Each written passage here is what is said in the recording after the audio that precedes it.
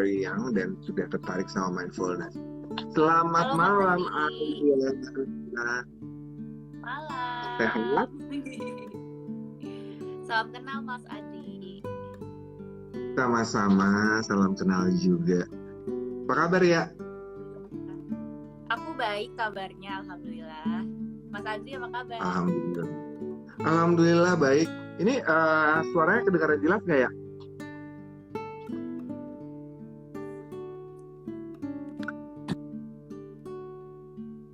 Ya kita tunggu sebentar. Agak putus-putus sih Mas. Agak putus-putus ya. Sekarang udah better? Iya. Udah better. Udah better ya. Oke. Judulnya hari ini, aku bikin pin dulu ya. Bentar nih. Mindfulness for millennials with Alia Bianca.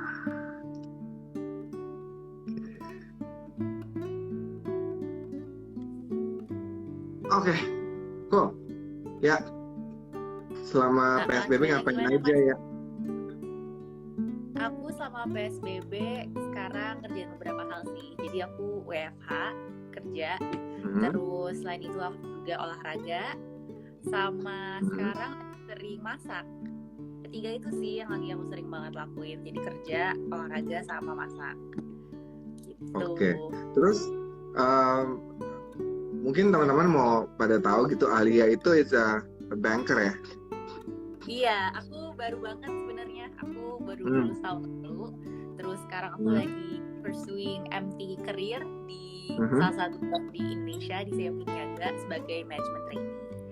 Oke. Terus aku karena management trainee ini rotation program. Sekarang lagi di Syariah Banking. Oke. Good luck for your journey in di perbankan. Tapi yang kita mau obrolin malam ini adalah ada hal yang menarik dari Alia adalah dari kapan sih ya mulai merasa bahwa mindfulness is important for you gitu. Jadi kayak setahu aku tuh kan kamu yoga iya, meditasi iya gitu ya. Nah itu mulai dari kapan sih ya? Dan kenapa kalau boleh diceritain tuh kenapa akhirnya you have that interest towards that field gitu? Oke. Jadi mungkin awalnya mulainya tuh dari sebelum aku sempat exchange ke Paris. Jadi sebelum exchange ke Paris itu aku udah mulai suka baca-baca mengenai minimalism. Terus nggak baca sih, nonton di YouTube. Jadi dulu tuh kayak konten minimalism masih jarang banget. Terus pas aku lihat kayak minimalism apaan sih? Terus mereka ngejelasin kalau misalnya dengan hidup lebih simple, as in punya barang lebih dikit atau punya surroundings yang lebih dikit, tapi itu bisa bikin kita lebih happy. Nah pas aku tinggal di Paris itu aku juga jadi perlahan-lahan udah mulai coba ngeaplikasiin itu sih. Dari misalnya pas aku pindahan aku coba minimalisir kira-kira yang aku butuh beli sama yang aku pengen beli aku bedain gitu. Jadi udah mulai nyoba-nyoba minimalism di situ. Jadi dari situ mungkin udah mulai ada tertarikan kepada mindfulnya kan. Jadi nggak impulsif mau ini mau itu mau ini itu nggak. Jadi mulai dari situ. Terus pas aku mulai balik ke Jakarta sempat ada satu turning point di hidup aku yang bikin aku kayak down gitu. Nah pas down itu aku sempat kayak susah tidur. Terus aku mulai cari-cari internet kan gimana sih ngatasin kalau susah tidur. Saya yang bilang coba deh meditasi dari yoga. Terus dulu aku tuh juga jarang olahraga sih kalau misalnya boleh jujur ya.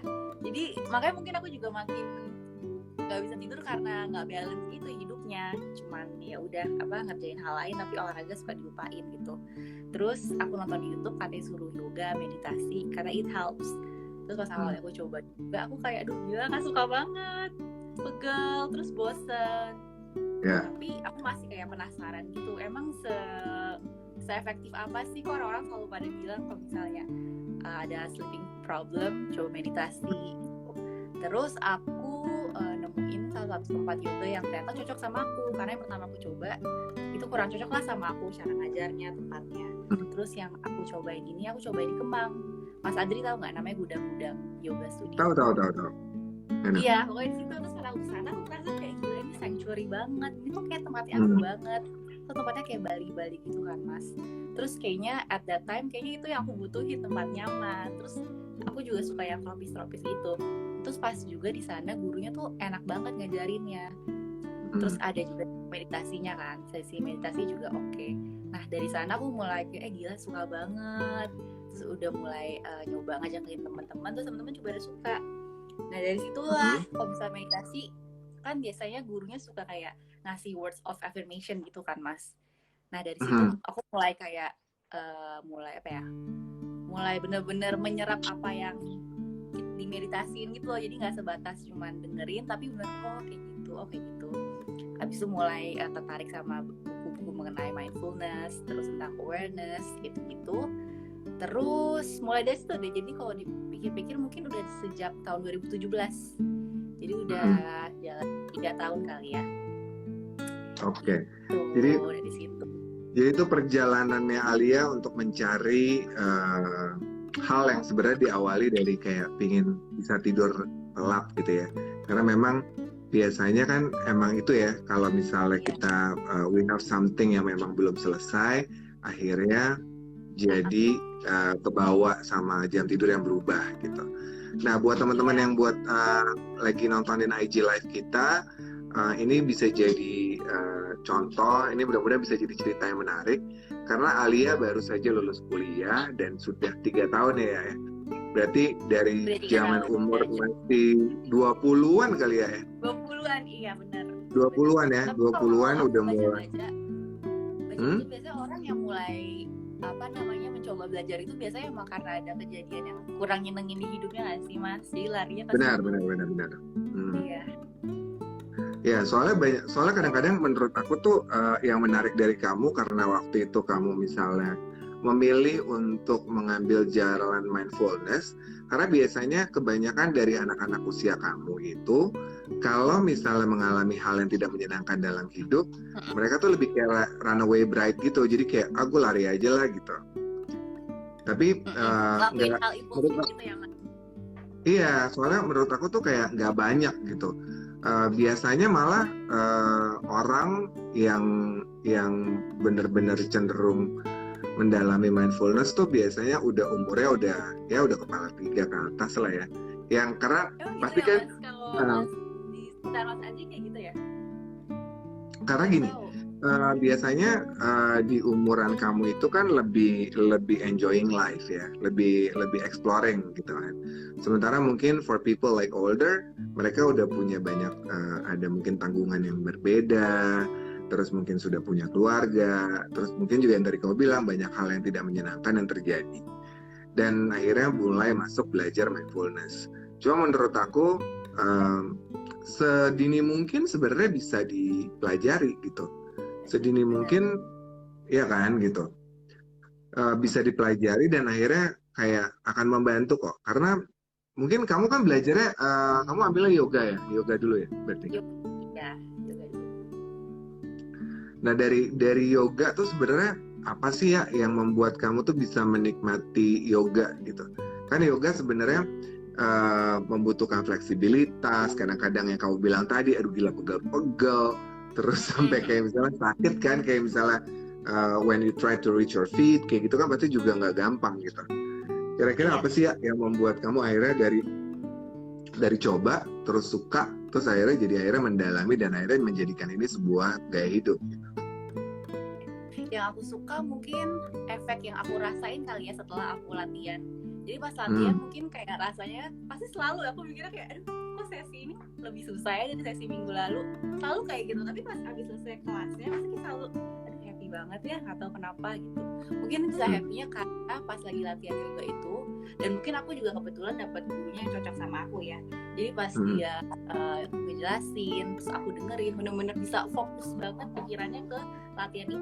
Jadi misalnya pas pagi itu atau kemarinnya gitu, aku lagi kayak bete atau mumet atau banyak pikiran. Tapi pas habis ikut yoganya, aku jadi lebih fokusnya tuh teralihkan dan malah lebih dekat sama diri aku aja sih, aku ngerasa gitu. Terus di tempat yoga yang aku suka itu vibes-nya juga nyaman, jadi pas abis aku selesai selalu happy gitu. Mungkin yang bikin aku addicted perasaan setelah yoganya sih Mas, sama mungkin visiting that place, it makes me happy gitu. Soalnya tempatnya kayak apa ya, outdoor, terus banyak pohon, terus apa sih, suara-suara air kolamnya, kayak itu hal-hal dikit yang aku suka juga gitu. Dan mungkin buat teman-teman yang belum pernah ke gudang-gudang, tempat itu kan memang vibe-nya tuh very calming ya gitu kan, karena ya kan banyak kayu, udah gitu kamu jadi lebih, mungkin juga karena apa ya, kayak kalau menurut aku tuh tempat-tempat seperti itu tuh membuat kita menyadari bahwa betapa noise-nya hidup kita gitu loh. Karena iya kan banget. Iya kan? Kayak unwind gitu kan Mas abis kesana, kayak liburan lah rasanya. Dan especially kan kayak kamu gitu ya, di usia kamu itu pasti kan lagi giat-giatnya meniti karir gitu ya. Terus satu, meniti karir, kedua berinteraksi dengan banyak orang gitu. Jadi akhirnya si yoga itu bisa memberikan kamu ketenangan gitu ya. Ketenangan, iya. Oh, sama selain ini juga Mas, mungkin pokoknya yoga itu ngajarin balance living sih Mas. Jadi selain tadi dapat kalmnya, tapi aku dapat juga feeling of apa ya, apa sih namanya, kayak eager to learn terus Mas. Jadi misalnya nih ada satu pose yang aku pengen banget nyoba, jadi kayak selalu nyoba gitu, kayak aduh penasaran nih, gue harus bisa. Terus once aku udah bisa pose yang aku mau itu, pasti rasanya tuh kayak fulfilling banget. Jadi kayak makin addicted, tapi di situ juga sih penasaran terus gitu. Dan biasanya kalau di yoga itu juga kan ada meditation ya, walaupun biasanya buat relaksasi pas bagian akhir atau di awal gitu ya. Nah itu buat kamu tuh kayak gimana sih efeknya buat Alia gitu, buat Aya? Meditasinya itu ya. Iya, aku sukanya kalau meditasinya mungkin karena gurunya tuh ngasih words of affirmation yang positif ya. Jadi kayak selagi kita merem, dia kayak nanemin omongan-omongan bagus aja sih. Jadi misalnya tadinya aku kayak percaya diri, atau misalnya nggak percaya sama apa yang aku percaya gitu, tapi dengan meditasi terus affirmation itu bikin aku jadi lebih percaya diri sih, sama lebih stand up what I believe gitu. Oke. Jadi itu berarti kamu mencoba mengcombine antara kegiatan fisik dengan yoga to make it balance, sama buat mind balance juga ya. Mind balance juga.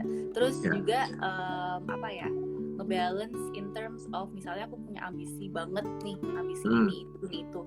Tapi kalau di yoga dibilangin lagi kan dari meditasi atau pas lagi praktisnya juga kayak to let go. Jadi kadang ngebalance gitu juga sih, aku punya ambisi tapi in the end kita juga harus bisa let go kalau misalnya emang ternyata itu nggak sesuai apa yang kita butuhin gitu. Terus juga bisa ngebantu aku buat belajar ini law of attraction. Kalau aku lihat Mas Adri juga kan law of attraction gitu kan ya Mas, ngebahas.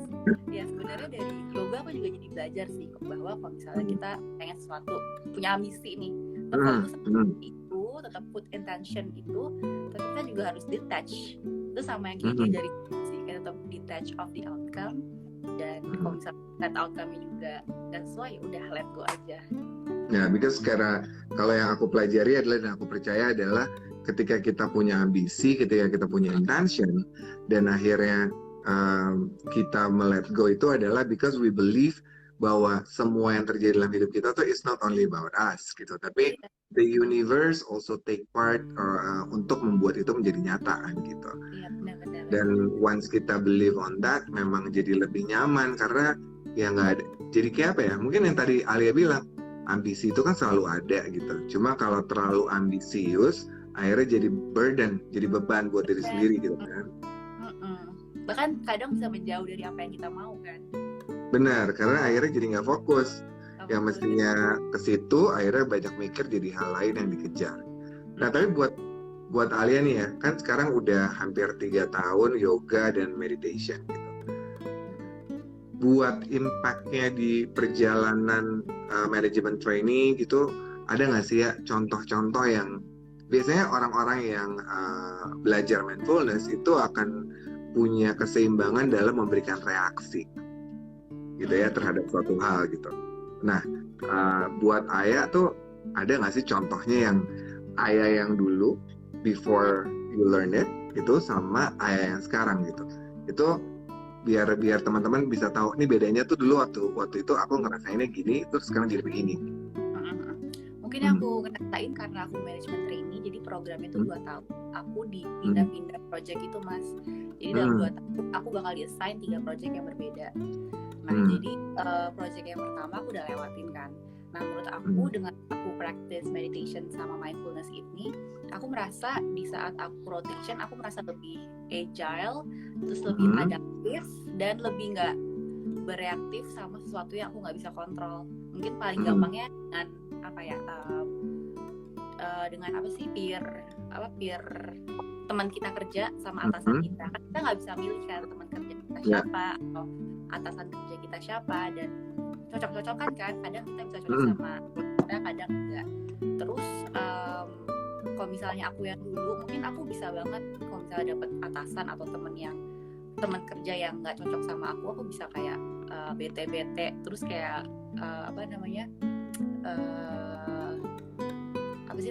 argue sendiri gitu. Tapi kalau sekarang aku merasa kayak oh ya udah, jadiin ini sebagai pelajaran. Kayak oh ternyata orang beda-beda. Oh ternyata kepemimpinan yang aku pengen nanti kalau misalnya aku udah jadi bos kayak gimana.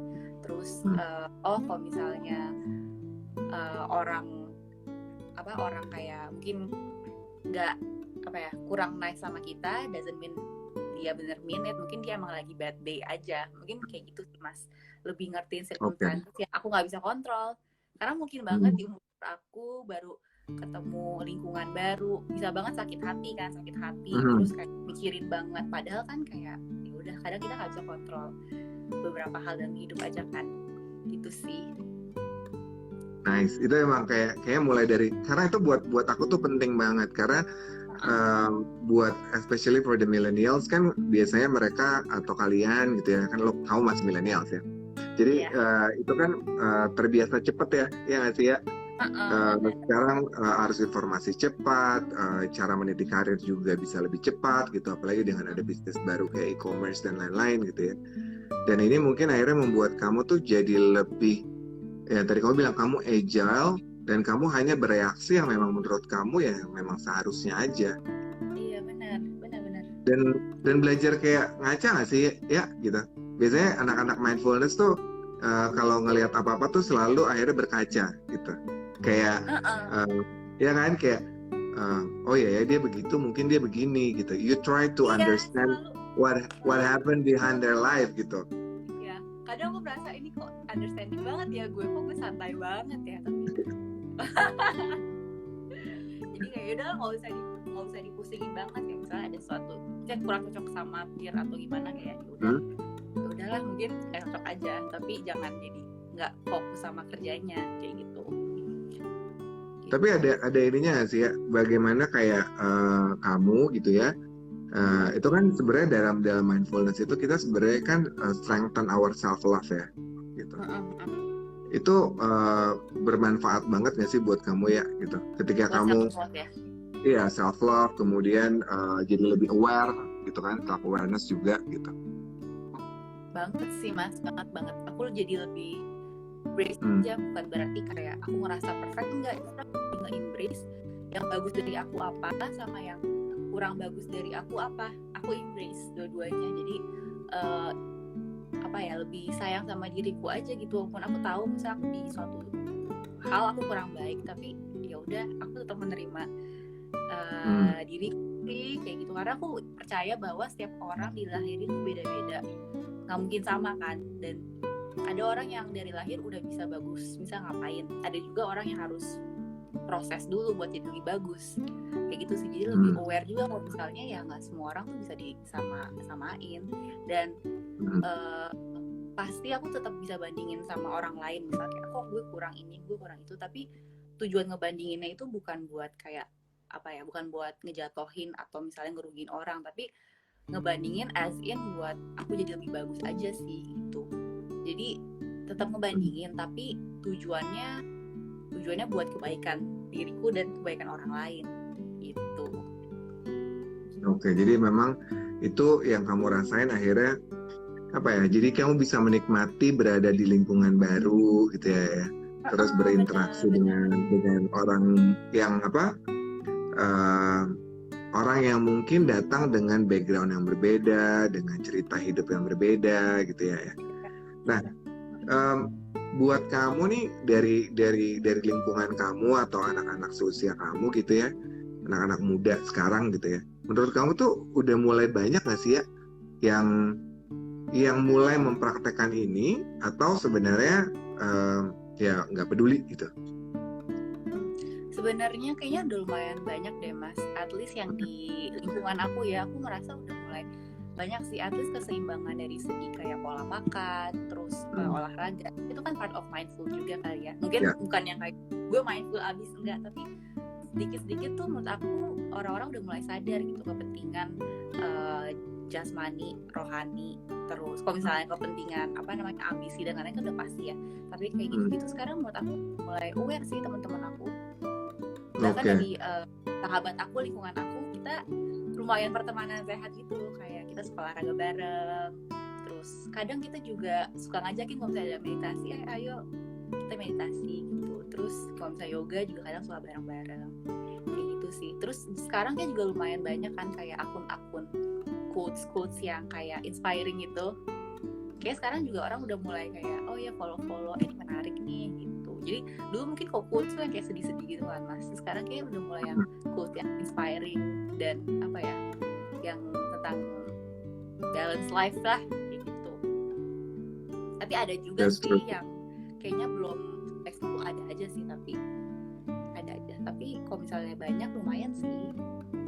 Oke, jadi sebenarnya untuk memulai menjadi lebih aware dan lebih mindful, berarti sekarang anak-anak yang di usia muda lebih banyak ya. Selamat malam buat teman-teman yang baru gabung. Ini kita lagi ngobrol sama Alia Bianca. Umurnya masih berapa ya? 23. Iya. 23. Oke, jadi Alia tuh dia menerapkan yoga dan meditation dalam hidupnya gitu ya. Dan especially buat anak-anak muda, soalnya kayak buat aku juga belajar dari umur 15 tahun sebenarnya. Jadi cuma kalau dulu ya benar-benar cuma dijalanin aja gitu. Tapi makin kesini baru makin merasakan, oh ternyata punya hidup yang seimbang. Akhirnya jadi kamu tahu apa yang kamu mau dalam hidup kamu, sama yang tadi yang menarik sih ya, akhirnya kamu bisa kayak Alia sekarang gitu, yang kayak ya pokoknya chill aja, semuanya dinikmati aja gitu ya, semuanya disyukuri gitu kan. Nah terus ya tadi ngomong-ngomong sama pola makan ya, itu ada nggak sih pola makan yang biasa kamu lakuin setiap hari, terus kamu ngerasain bedanya gitu, perubahan dari segi fisik dulu deh gitu? Ada sih, jadi sekarang aku mulai mindful eating juga. Jadi pertama aku nge-apply ini intermittent fasting. Jadi intermittent fasting itu aku ngasih jeda makan. Jadi aku cuma makan itu dari jam 10 sampai jam 7 malam. Itu pertama. Sama yang kedua itu aku mindful dari segi intake daging dari binatang gitu. Jadi aku sekarang makan daging udah dikurangin banget sih. Mungkin seminggu makan kira-kira 1-2 kali gitu. Jadi aku ngejalanin 2 itu tadi, intermittent fasting sama reduce intake daging, itu buat lebih ke kesehatan dulu sih. Mungkin aku belum yang kayak planet gitu, belum, masih yang buat kesehatan diri aku sendiri. Terus aku itu lumayan lama sih bisa kayak gitu, mungkin 1,5 tahun kayak berambisi, aduh pengen intermittent fasting, aduh pengen kurangin daging, tapi benar-benar baru bisa banget itu mulai Februari 2020 deh kayaknya, beneran kayak oh ya harus disiplin dan udah mulai disiplin gitu. Jadi aku merasanya lebih good mood ya, karena banyak juga yang bilang kita makan terlalu banyak daging, karena kan daging itu dari wujud yang mati kan, kita masukin ke badan kita kayak nggak berkembang gitu. Sedangkan kalau misalnya makan banyak tumbuhan, karena itu hidup, jadi pas masuk di perut tuh kita jadi kayak hidup juga. ada sih itu, aku nggak tahu mungkin kebawa kepercayaan itu atau emang beneran ada efeknya, tapi aku merasa kayak lebih lebih happy aja sih. Sama yang enak karena intermittent fasting itu, jadi paginya aku nggak bloating. Dulu aku sering banget bloating, terus paginya jadi kayak bebas. Tapi karena intermittent fasting sampai jam 7 doang makan, jadi pas pagi-pagi bangun perut tuh lebih kosong dan jadi nggak bete gitu sih rasanya itu. Itu penting banget ya. Halo, ini siapa? Okro Kaya. Halo Ayah, halo Adri. Ya, jadi emang itu menarik sih ya. Maksudnya ya. Ya, menurut aku apa yang kamu lakukan tuh menarik karena itu yang even untuk orang-orang yang mungkin usia jauh lebih tua dari kamu aja banyak yang belum menyadari hal itu gitu. Dan itu memang bukan hal yang mudah ya, karena itu kita merubah kebiasaan kita selama bertahun-tahun kan ya gitu kan. Dari biasa makannya bebas, terus kita nggak mikirin apa yang kita masukin ke badan kita gitu kan ya. Ya, dalam perjalanan kamu belajar,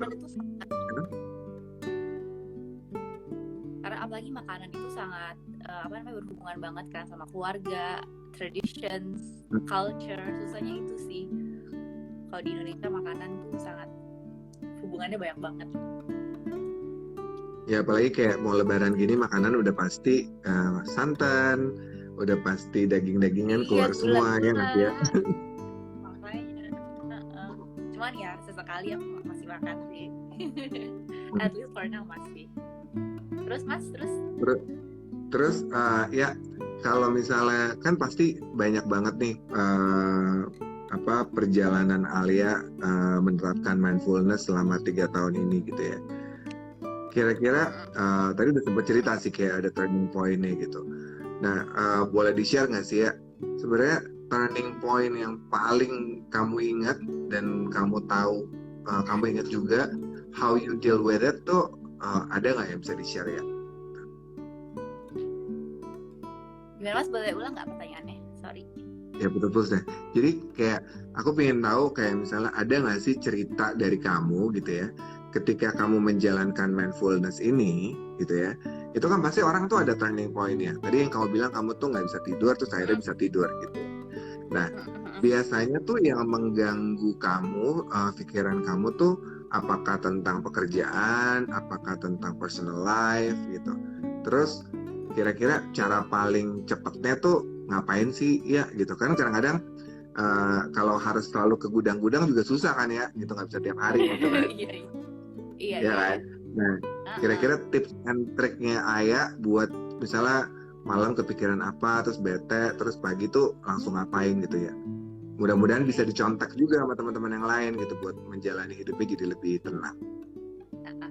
Kalau dulu aku turning point itu personal life sih, personal life dari segi love life dulu ceritanya gitu. Namanya juga tahun berapa itu? 2 tahun lalu 21 masih ababil banget kan. Terus masih keluar aku juga kayak masih kuliah doang. Jadi mungkin attention aku full on that gitu. Terus pas aku gak bisa tidur, yang aku cobain pertama kali itu buat nafas. Jadi pas aku mau tidur, bisa kan pikiran langsung kayak monkey mind gitu kan mas, langsung mikirin ini itu worry sama sesuatu yang aduh kayaknya ini nggak sesuai apa yang gue bayangin deh, atau misalnya kok kayak gini sih gitu-gitu. Nah pas itu muncul, aku langsung fokus ke nafas aku sih. Jadi daripada aku mulai pikir monkey mind itu, aku mulai shift mindset aku buat fokusnya ke nafas. Jadi pas aku hirup nafas, aku hirup nafasnya banget. Terus pas ya udah dia mau keluar, aku fokusnya keluar. Jadi kayak sebenarnya itu meditasi juga sih kalau dipikir-pikir ya, kayak fokusnya ke nafasnya. Terus kayak ngelakuin kayak gitu aja 2 menit aku langsung tidur biasanya. Kayak gitu. Sama itu kan pas nggak bisa tidurnya ya, tapi pasti besok pagi udah kepikiran lagi kan. Nah kalau misalnya udah kepikiran lagi, yang tadi aku bilang itu aku coba shift the mindset sih. Jadi mau nggak mau itu tuh orangnya lumayan batu juga ya dulu pas growing up, kayak kalau misalnya mau apa maunya apa gitu. Nah karena kejadian itu juga aku jadi lebih open the mind and open the heart aja. Jadi kalau misalnya kejadian yang nggak enak terjadi kayak waktu itu, bisa aku selalu kayak mikir oh yaudah mungkin emang ini udah jalannya gitu, mulai kayak percaya aja bahwa kedepannya bakal ada yang lebih baik kok dari yang aku bayangin, ada yang lebih cocok dari yang aku butuhin daripada yang aku pengenin gitu sih. Jadi aku lebih percaya sama kekuatan Allah bahwa nanti bakal ada yang lebih baik buat aku kayak gitu, dan jadiin hal tersebut sebagai lesson sih. Justru kadang kita nggak sadar kan hal yang bikin kita nggak enak itu jadi kayak a blessings in disguise. Karena kalau itu nggak kejadian, kita nggak bakal jadi lebih baik kan, malah kita bakal stuck aja terus. Terus looking back, aku malah bersyukur sih kayak gila itu ngajarin banyak banget. Kalau misalnya aku nggak kejadian itu, aku nggak bakal kalau nggak gitu nggak biasa sekarang. Gitu. Kalau nggak gitu nggak belajar mindfulness ya? Iya makanya kayak dulu aja udah masih impulsif. Ya jadi tuh yang ya kayaknya semuanya banyak yang mengalami hal itu sih. Jadi menurut aku dengan kita kayak misalnya Ayah pergi yoga, pergi meditasi gitu ya. Sebenarnya I think the point yang bisa dipelajari adalah kita kayak punya self reminder yang terus menerus ya. Ya kan, jadi kayak ketemu sama orang-orang yang memang juga punya visi misi yang sama, energinya juga sama-sama positif. Jadi pas kita pulang bawaannya jadi kayak seger gitu. Kayak benar. Ya kan, kayak bring it on deh, mau dikasih apa juga gue jabanin gitu ya. Iya, legowo mas. Legowo banget. Oke. Kalau Mas Adri dulu gimana mas, pas umur 15 tahun kok bisa belajar dari usia muda banget? Sebenarnya waktu itu ibu aku sakit, jadi awalnya tuh ibu sakit, terus ayah aku tuh memang dia meditasi dari dulu gitu ya. Cuma mungkin waktu dulu aku tuh nggak gitu ngerti sebenarnya disuruh ngapain, ngerti gak sih ya? Jadi sama sekali nggak ngerti. Cuma dia selalu bilang adalah kalau ibu lagi sakit, kamu duduk di sebelahnya, terus you hold her hand gitu. Kemudian kamu bayangkan bahwa ibu udah sembuh. Terus kamu bayangin kayak waktu aku pergi. Iya. Rasa yang kamu rasain ketika misalnya kamu traveling gitu. Dan alhamdulillah waktu itu mungkin kan sebelum umur 15 juga kita sering pergi traveling, jadi aku bisa ngebayangin dengan mudah rasa yang pernah ada itu gitu. Nah awalnya dari situ ya gitu, awalnya dari situ. Terus pas pertama kali ngelakuin itu bingung kan gitu, tapi my dad selalu bilang gitu, udah pokoknya kamu bayangin sampai sedetail mungkin gitu. Nah dari situ aku belajar bahwa ya energi positif yang keluar dari diri kita itu sebenarnya datangnya dari kita gitu. Cuma bagaimana kita memproses dan menstimulasi itu kan ya gitu. Iya. Jadi awalnya sebenarnya dari ketidaksengajaan itu, kemudian akhirnya mulai pelan-pelan tuh mulai merasa nyaman gitu loh ya, kayak daripada ya kayak kamu tadi, daripada monkey mind, better ya ngebayangin aja hal-hal yang menyenangkan gitu. Nah kalau dulu belum belajar yang live in the now, jadi aku dulu belajarnya mulai dari visualisasi future. Jadi diajarinnya itu. Tapi kalau misalnya boleh share, apapun yang terjadi dalam hidup aku, terutama di perjalanan karir ya gitu ya, sebelum akhirnya memutuskan untuk fokus di rumah bahagia sama urusan bisnis keluarga, itu nggak ada yang meleset ya. Oh ya, nggak ada. Banget. Nggak ada. Pasti Mas Adri punya ini nggak sih, punya kayak mood board life gitu pasti ada ya? Oh, aku juga bikin loh mas, aku selalu lihat setiap hari. Iya, that's true. Jadi kalau beneran mas, jadi kalau take off. Alhamdulillah semuanya. Terus. Alhamdulillah semuanya. Dan tapi memang kita harus selalu sabar gitu ya. Maksudnya ada kadang-kadang cita-cita kita yang bisa tercapai dalam waktu yang singkat, ada yang juga butuh 3-5 tahun gitu. Cuma waktu nanti kamu membaca si board itu tuh kan pasti setiap tahun kita review kan ya, gitu kan. Yang udah tercapai dihapus, yang belum ditulis lagi gitu ya. Nah itu kalau misalnya dulu, yang diajarin sama ayahku juga gini, kamu tulis gitu ya, kamu bayangkan kalau hal itu terjadi, tapi setelah itu kamu lupain. let go kan, benar. Iya, dan dia selalu dulu tuh ngajarinnya gini, semua pikiran kamu yang ada di kepala kamu taruh di belakang kepala kamu. Jadi ini adalah tempat otak kecil di mana alam bawah sadar kita berada gitu loh ya. Nah jadi mungkin dari pembelajaran itu aku tuh jadi ngerti banget bahwa oh ternyata kalau kita selalu positif dan selalu fokus sama tujuan kita tuh pasti kejadian ya gitu. Jadi you name it apa aja, dan mungkin dengan berjalannya waktu mulai berubah ya. Kalau dulu cuma nulis aja gitu, kalau belakangan tuh aku udah mulai bagi. Jadi ada tentang wealth, ada tentang health, ada tentang habits, ada tentang jadi family. Jadi fokus lagi ya. Iya. Dan kamu naruhnya di kamar atau di mana? Aku di notebook aku, sama aku ada punya bikin account Instagram khusus buat mimpi-mimpi aku gitu. Jadi aku bikin highlights, misalnya tentang apa aku tulis, aku pengen apa gitu.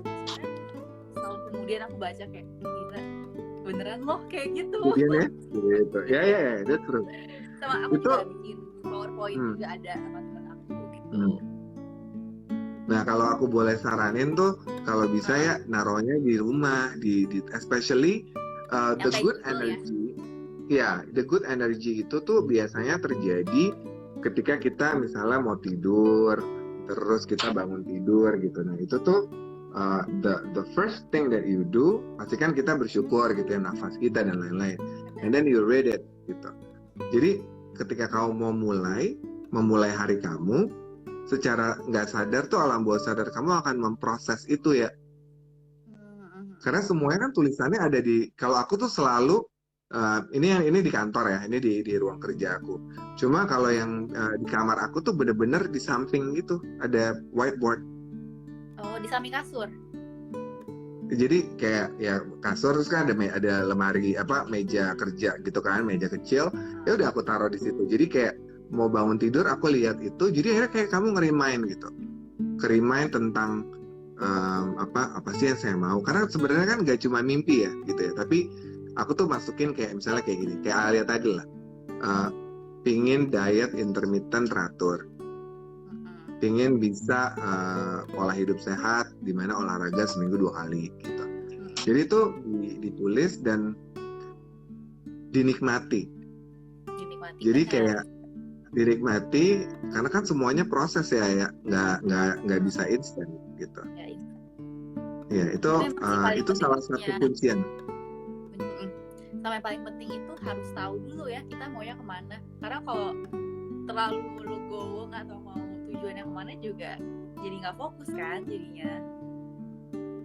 Iya, tapi menurut aku tuh ya gini, kadang-kadang kan apalagi masih muda ya, kayak masih umuran kamu gitu kan, pasti banyak sekali hal yang diinginkan dalam hidup gitu. Iya. Ya kan? Kalau menurut aku tulis aja dulu, collect your positive minds atau your positive dreams. Karena nanti at the end tuh kamu akan nemuin untuk bagian mana yang akan kamu hapus. Oh gitu. Ya, karena kamu nggak pernah tahu gitu loh. Lagi ya, bener. Iya gitu. Dan ya pokoknya itu perjalanan aku sih. Sampai akhirnya aku memutuskan untuk keluar dari corporate pun ya gara-gara aku tahu apa yang aku mau gitu. Iya benar. Mungkin bagi orang lain kayak gila nekat banget, tapi ya udah itu apa yang gue percaya kok gitu kan. Dia lebih berani sama apa yang kita percaya. Banget. Dan menurut aku adalah gini. Ketika kamu memberikan, kan itu kan kamu you build your positive energy kan setiap hari gitu, dengan membaca your board gitu, itu memberikan energi yang positif gitu. Dan believe me gitu ya, itu tuh akan membuka banyak jalan ya gitu. Jadi menurut aku kamu dengan kecilan kamu itu menurut aku tuh udah bagus banget gitu. Karena yang paling penting kita jaga itu kan adalah kita nggak bisa mengatur orang lain untuk bereaksi terhadap sesuatu. Iya, benar banget. Tapi kita bisa mengatur diri kita mau bereaksi seperti apa, ya kan? Jadi once kita udah tahu itu, terus kita juga nulis itu, akhirnya jadi kayak hari-hari tuh yang ngikutin itu aja tanpa disadari ya, gitu. Nanti ya kayak kamu tadi bilang, ternyata pas aku udah baca-baca lagi ya Mas, kok ternyata kejadian ya gitu. Jadi Ya nggak sih? iya, aku kayak Iya kan? merinding sendiri kadang-kadang. Terus aku juga pernah baca Mas, katanya sebenarnya kita tuh sebagai manusia, kita tuh dijalanin sama unconsciousness kita ya daripada yang kita sadarin. Ya itu ya, ini buat Anggi, sebentar nanti kita jawab ya, kita ngobrol yang ini dulu. Tips buat cemas yang berlebihan. Oke. Kalau unconscious tuh ya itu, karena gini, yang menarik tuh gini, ya ini aku juga belajar dari Maida. Dia bilang gini, kamu selalu berpikir bahwa kamulah yang mengatur hidup kamu. That's true. Gitu ya, that's true. Tapi kamu tuh sebenarnya diberkati dengan kemampuan alam bawah sadar. Jadi kamu bisa bayangin kenapa waktu kamu tidur you still breathing. Iya, benar. Ya kan? Terus kenapa waktu kamu tidur jantung kamu masih bekerja, sel-sel kamu malah di waktu kamu tidur itu malah memperbaiki dirinya gitu kan. Jadi there's another power atau energi yang ada di dalam diri kamu yang mungkin kamu belum sadar gitu. Gitu. Jadi memang apa ya? Kalau kita ngomongin tentang the higher self bisa panjang sih ya. Cuma menurut aku dengan kamu melatih mindfulness lama-lama berasa ya. Biasanya kayak menurut aku gini, lama-lama tuh kamu akan bisa gini. Ketemu orang gitu ya, kayak oh I can talk with this person for 2 hours. Tapi ada juga yang kayak gini, oke, kayaknya hi bye aja deh. Gitu. Oh, udah mulai belum? Tapi aku ngerasa gitu sih Mas. Aku ya kan? misalnya orang itu masuk di ruangan, aku bisa baca energinya gitu. Kayak dia lagi exactly. Kayaknya dia orangnya gini deh, langsung kayak gitu. Itu kenapa ya Mas? Apa itu ya memang karena sensitif aja? Bukan sih, karena menurut aku gini, sebenarnya itu kan sama dengan kamu memberikan energi positif gitu ya. Kamu kan selalu ketika kita belajar mindfulness itu adalah bagaimana kita membuat diri kita menjadi positif terus kan energinya gitu kan. Jadi berpikir yang baik, berbicara yang baik, bertindak yang baik gitu ya. Nah, ketika ada orang yang datang dengan energi yang negatif, itu kan pasti begini kan ya. Gitu. Nah, some people just don't realize bahwa hidup itu ya sebegitu apa ya, sebegitu natural ya gitu, bahwa energi yang ada di sekitar kita itu ya begitu adanya gitu. Malah orang kayak kamu tadi nanya, itu kenapa ya Mas ya, apa aku terlalu sensitif? Enggak sih, sebenarnya latihannya bukan kayak aku pingin tahu nih Alia rasanya lagi gimana sih gitu. Aku pingin tahu nih orang itu sebenarnya rasanya kayak gimana. You don't have to do it. What you have to do adalah cuma bagaimana kamu bring the positive vibe.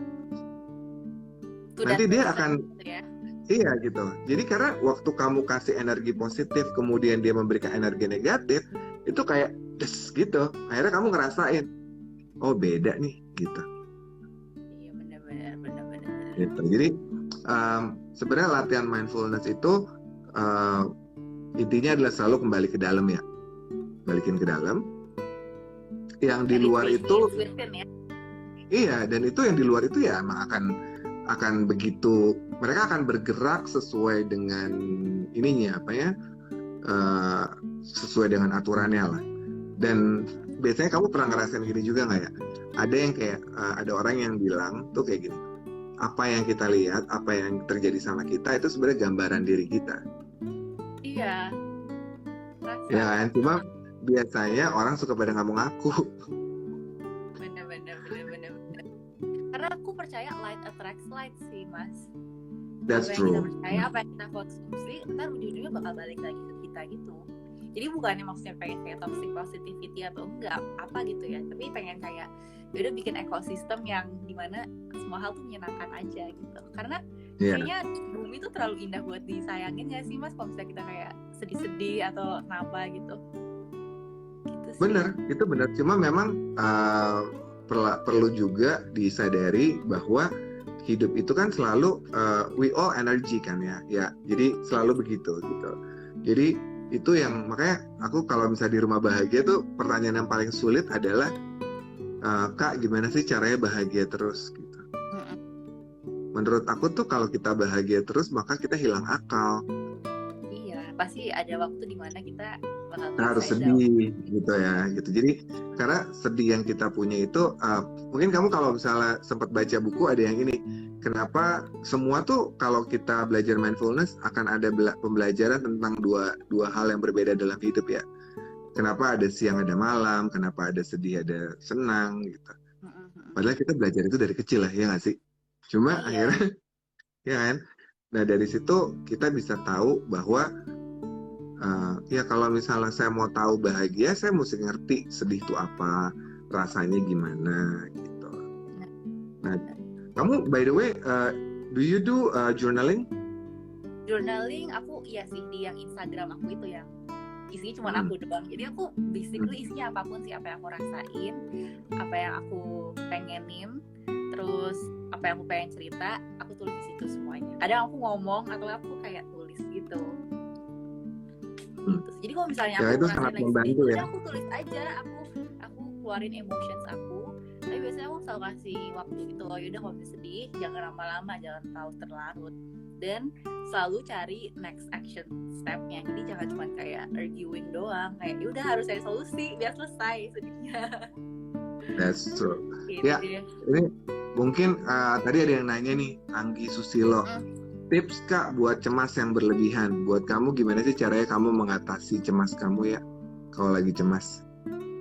Kalau lagi cemas, aku biasanya coba mikir juga sih. Kalau misalnya banyak hal yang nggak bisa aku aku atur kan. Jadi kalau misalnya aku cemas, aku ngerasain oh ya udah, kalau misalnya nanti hasilnya nggak sesuai. Biasanya aku cemas karena takut dengan outcome-nya kan Mas. Jadi aku cemas, mikir lagi yaudah kalau kedepannya outcome yang nggak sesuai, berarti itu belum jodoh. Tapi doesn't mean aku nggak usaha yang terbaik gitu. Jadi energi aku daripada aku cemasin, energinya aku buat diri aku jadi lebih baik, sama energinya itu aku siapin kalau misalnya hal itu ternyata nggak cocok sama aku, yaudah ada yang lebih baik dari aku. Itu sih kalau aku kalau lagi cemas. Kalau Mas Nadri gimana? Oke.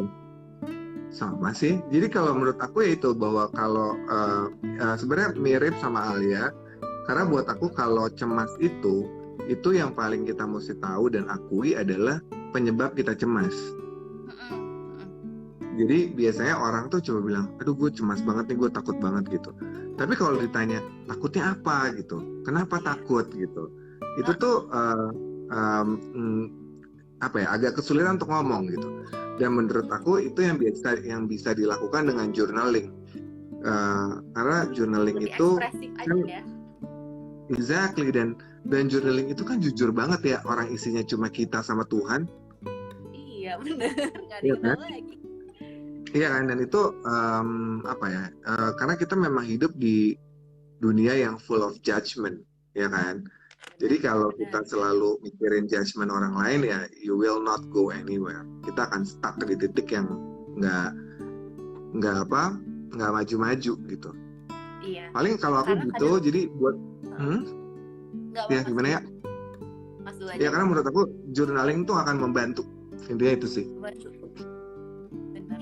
Terus menurut aku dengan journaling kita tuh jadi lebih jujur aja sama diri kita. Karena kadang kita too hard on ourselves, yang dimana kita jadi vulnerable sama diri kita. Padahal ujung-ujungnya what's left behind is ourselves kan.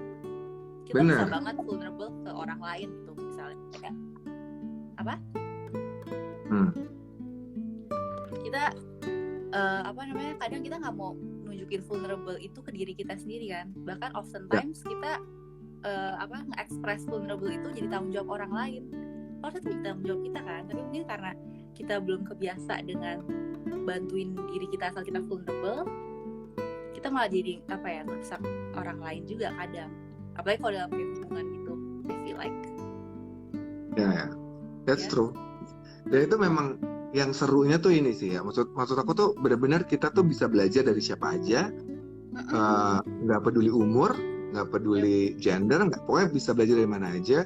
Dan itu yang akhirnya membuat kita selalu jadi lebih kaya gitu loh. Lebih kaya dalam cara kita mengolah pikiran dan mengolah rasa. Karena kayaknya yang paling penting itu sih, gimana caranya kita tahu rasanya tuh nggak boleh terlalu naik, nggak boleh terlalu turun gitu kan. Bener, nggak boleh kayak masa terlalu pinter, ya nggak sih? Harus Benar. bisa dari semua perspektif sih, aku ngerasanya gitu. Oke. Ini kita coba jawab lagi ya. Gimana cara selalu aku jadi keluar light? sih pertanyaannya. Oh ya? Iya. Ini aku bacain ya. Kak Aya, gimana cara selalu jadi light walau sedih? Dari Gigi Prastawa. Hai Bang Gigi, sorry Bang, pertanyaannya nggak aku baca di aku. Gimana caranya light kalau lagi sedih? Jujur aku kalau sedih bisa macem-macem sih. Kadang aku bisa light, kadang aku bisa nangis, kadang aku bisa kayak anger. Tapi kalau misalnya aku light,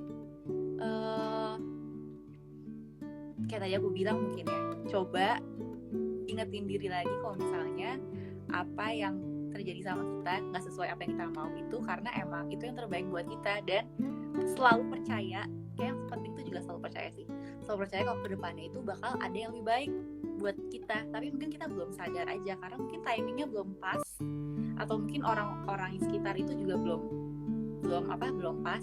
Jadi always believe bahwa kedepannya ada yang lebih baik buat kita. Itu sih. Oke. Dan kalau aku bisa nambahin sedikit adalah selalu ingat bahwa tidak ada yang selamanya. Bener banget. Jadi semuanya sementara. Jadi sedih itu sementara, bahagia itu sementara. Jadi kayak kalau emang kita lagi sedih, ya kita ingat aja bahwa ini tuh nggak mungkin selamanya kok. Dan bener. Ya kan, kita adalah manusia yang paling bisa untuk menyelesaikan hal itu. Cuma masalahnya biasanya kita mau atau enggak, gitulah. Dan melihat sesuatu itu dari bigger perspective nggak sih Mas? Sedih itu kayak udah itu hanya salah satu short termnya aja, tapi always see in a bigger perspective. That's true. Ini ada yang nanya juga, Kak Alia boleh minta tips untuk semangat menulis atau menulis jurnal nggak? Kamu ada yang nulis nggak sih? Ada yang nulis tentang journaling di Instagram kamu mungkin? Maksudnya gimana tuh? Oh, di Instagramnya aku sendiri itu. Jadi mau bertanya kira-kira kalau Alia journalingnya kayak gimana gitu. Oke. Kalau aku biasanya aku journaling kalau ada sesuatu yang benar-benar penting banget di hidup aku, atau misalnya aku lagi kebingungan itu sih. Tapi kadang kalau misalnya aku lagi happy aja, atau misalnya stagnan aja, aku juga nggak ada motivasi sih gitu. Jadi sebenarnya tergantung mood sih. Kalau aku benar-benar lagi pengen banget, aku bakal nulis. Tapi kalau enggak. Tapi aku usahain aku selalu keep on track gitu. Jadi aku bisa ngelihat dalam setahun how far did I go gitu sih. Jadi nggak ada jadwalnya aku harus gimana enggak. Yang penting aku tetap keep on track aja gitu. Jadi aku bisa ngelihat dan gue udah flow setahun nih, gue nggak gabut-gabut gitu loh. Apa yang gue belajar gue tulis terus gitu. Ya, jadi kayak itu emang kayak self reminder. Nah, buat siapa tadi namanya yang belum sempat kalau nggak salah, aku nggak namanya kalau nggak salah itu. Kalau misalnya mau belajar journaling, aku udah naruh di postingan aku tentang journaling meditation, jadi bisa dicoba. Mudah-mudahan bermanfaat gitu. Ya, nggak berasa ya ternyata ngobrol sama millennials tuh emang selalu seru gitu ya. Iya nih, berarti aku harus ke rumah bahagia kali ya Mas, main-main ya. Boleh. Nanti setelah PSBB, setelah COVID ini selesai, kita bisa lebih main-main, lebih karena menurut aku ngobrol-ngobrol lagi gitu ya. Ngobrol-ngobrol lagi dan sebenarnya kan kenyamanan atau keindahannya kita melakukan meditasi bersama adalah bagaimana kita saling berbagi energi positif kan ya. Makanya pas kita pulang kayak rasanya kok lebih enak ya, kok lebih seneng ya gitu kan. Ya sih. Oke. Alia, by the way, thank you so much udah sharing. Dan my last question, kira-kira pesan kamu buat teman-teman yang seusia kamu tentang mindfulness tuh kayak gimana sih? Kayak your tips, atau kamu mau ngajak mereka untuk apa sih yang short term? Oke. mungkin yang menariknya juga aku dapetin dari salah satu kelas manajemen training aku bahwa nanti in the future banyak banget pekerjaan yang bakal digantiin oleh teknologi. Nah jadi selain IQ yang kita semua orang selalu bangga kan, nanti in the future tuh udah jadi hal lazim. Justru yang bakal dibutuhin banget itu nanti EQ, kemampuan emotional intelligence itu. Jadi menurut aku it's very good opportunity for you now to acknowledge bahwa mindfulness nanti bakal menjadi sesuatu yang booming banget, jadi sesuatu yang dibutuhin banget dari semua pekerjaan. Jadi in the short term menurut aku start reading small from about this, terus always eager to learn dan selalu memiliki flexible mindset. I think that's the most important part sih. Itu. Oke, I think that's very true. Dan mudah-mudahan ini berguna dan bermanfaat buat semua teman-teman yang join. Ini kayak ada Mama deh. Thank you. Hai Mamanya. Hai Mama. By the way, Mas Adri itu temannya Mama aku, guys. Dan semoga bermanfaat. Terus kalau yang Instagram yang tentang journaling kamu tuh yang Alia Bianca atau ada lain lagi? Oh, ada lain lagi. Itu emang aku nggak pernah sharing sama siapa-siapa sih. Oh, it's only for you. Aku itu for me only. Oke. Jadi Mas Adri, thank you ya for the opportunity. Aku juga terima kasih banget, senang banget ngobrol sama Alia. Sukses terus, and I do believe you will be big. Karena menurut aku anak-anak yang mau belajar dan bisa menyeimbangkan ya. Karena menurut aku tuh the balance between power of mind dan kesadaran hati dan rasa tuh yang kamu bilang tadi in the future will be needed, dan itu yang akan membuat kamu stay balance and lebih happy jalanin hidup. Agree banget. Oke, yang lain ada nonton juga ya guys YouTube-nya Rumah Bahagia di YouTube channel. Oke. Buat semuanya terima kasih banyak. Stay healthy, stay safe, dan mudah-mudahan semua ini lewat. Dan buat the millennials terus belajar. And kalau mau tahu tentang mindfulness bisa follow Alia Bianca @AliaBianca ya. Iya. ALIABIANKA. Oke. Alia, thank you banget. Salam buat mama papa, sukses terus, dan mudah-mudahan bisa collab lagi soon ya. Ya, bisa ngobrol-ngobrol lagi, bisa collab soon di lain waktu. Iya, amin. Mas Adri sukses terus ya dengan Rumah Bahagianya. Thank you. Bye Alia. Selamat malam semuanya. Bye. Thank you. Bye-bye.